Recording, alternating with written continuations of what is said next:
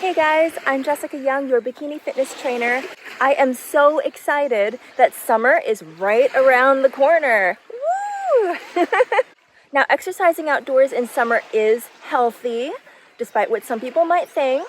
However, if you do work out in a hot environment, it does require a 2-week acclimatization period. So, here are 6 hot weather workout tips for you.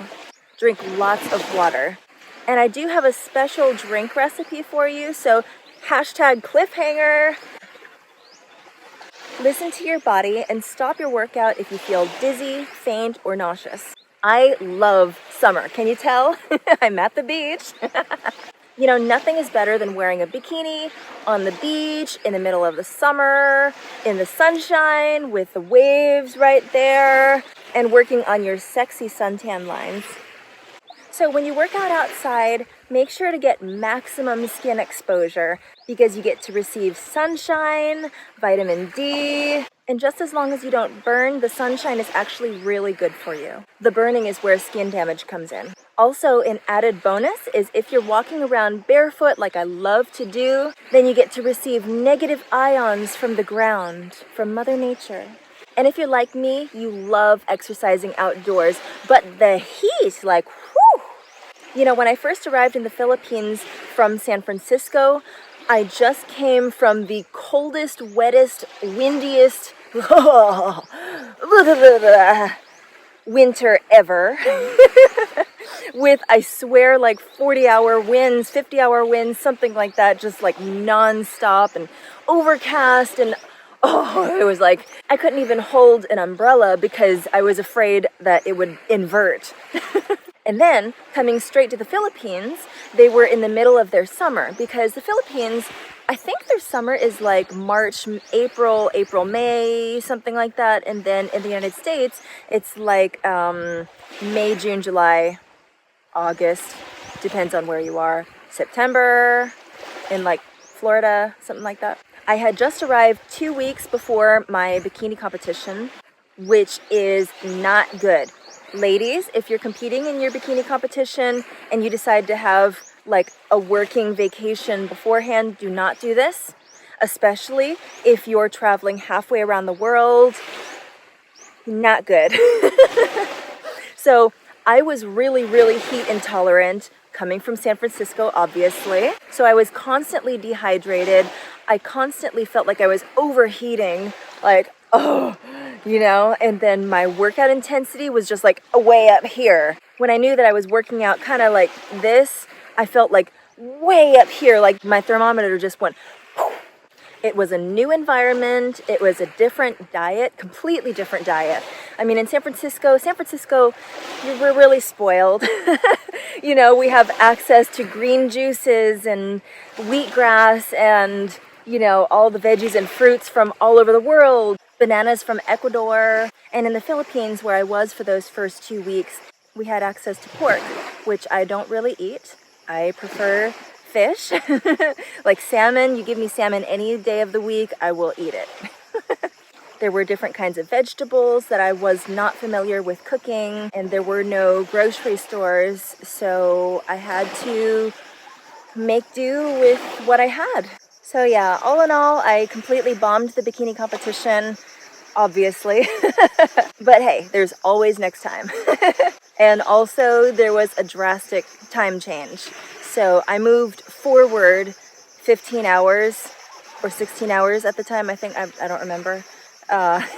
So I got my sleep schedule all messed up, got my food schedule all messed up. So I would not recommend that experience to anybody.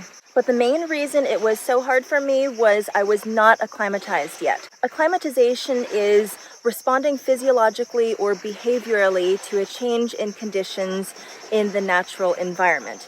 Now, what does this say to you? My body wasn't adjusted to the time change, to the food, to the new workouts that I was doing, to the humidity, to the heat. I wasn't adjusted to anything. So I completely messed myself up, yeah.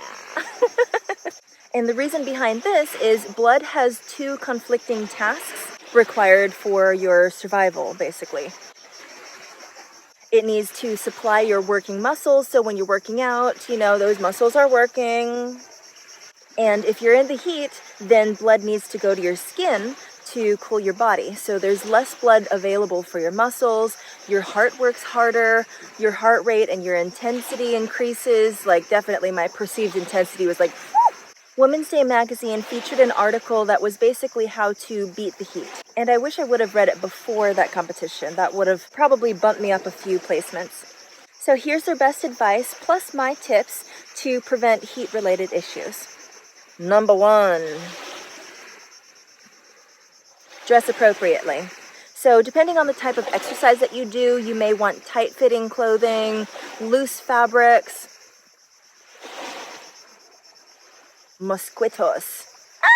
But you definitely want fabric that wicks away moisture, because when your skin evaporates, evaporation is cooling.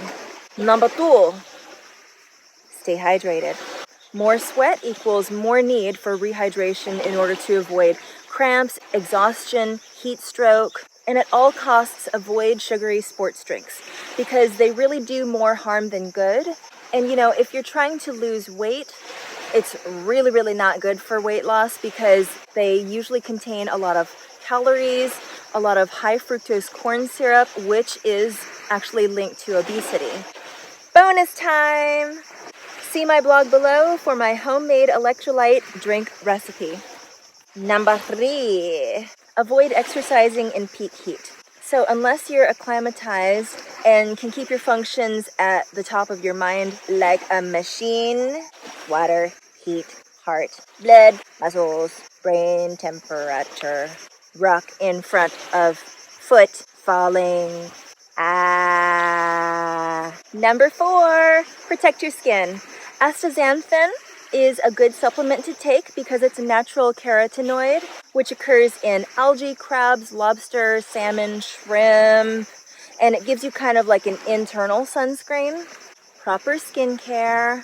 I follow the Korean multi-step regimen, which can be 5 steps, can be 18 steps, whatever you want to do, but ever since I started layering products on my face, my neck, my décolletage, my décolleté, I've definitely noticed an improvement in my skin's elasticity, you know, the bouncy youthfulness, because honestly, it improves your skin hydration. Sunscreen, obviously. So look for sunscreen that not only has SPF 50 plus, but PA plus plus plus plus. At least 3 pluses, but definitely 4 pluses. And what that is it's extra high UVA. Sorry, there's dogs distracting me here. Cutie pies. What are you doing? So PA plus plus plus plus offers you extra high UVA protection. So UVA doesn't burn your skin like UVB does, but it penetrates deeper into your skin and it gives your skin cells a different kind of damage than UVB.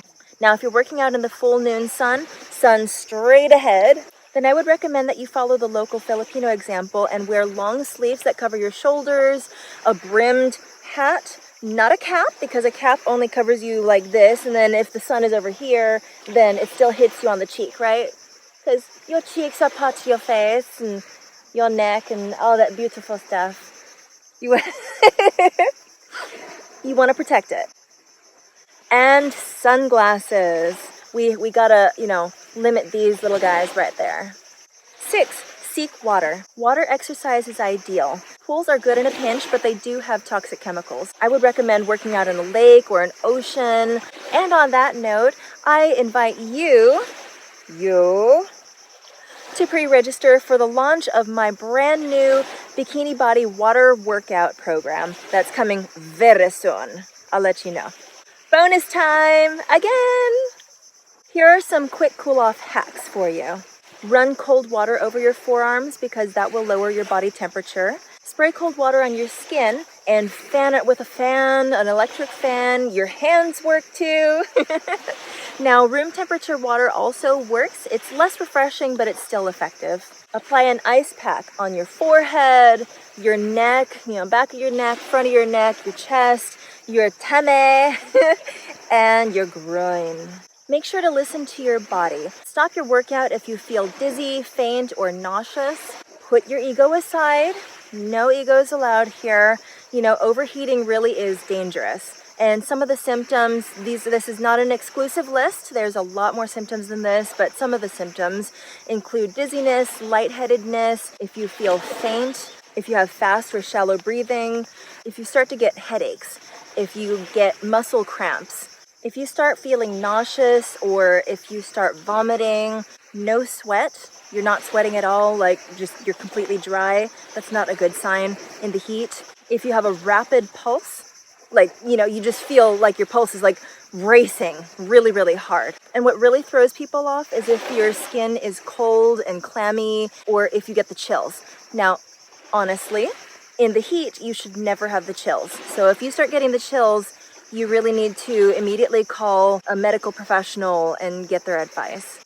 I'm Jessica Young, your bikini fitness trainer, and thank you so much for watching. So, exercising outdoors in the sunshine is really, really healthy. And remember, heat does require a 2-week acclimatization period, so take it easy for a while. You know, get used to it, and then go all out. Go all out, really, really hard. I recommend drinking lots of water, and I do have that homemade electrolyte drink recipe down below in my blog, so check it out. Listen to your body. Stop working out if you feel faint, dizzy, nauseous. This is not a contest. You're not competing with anybody.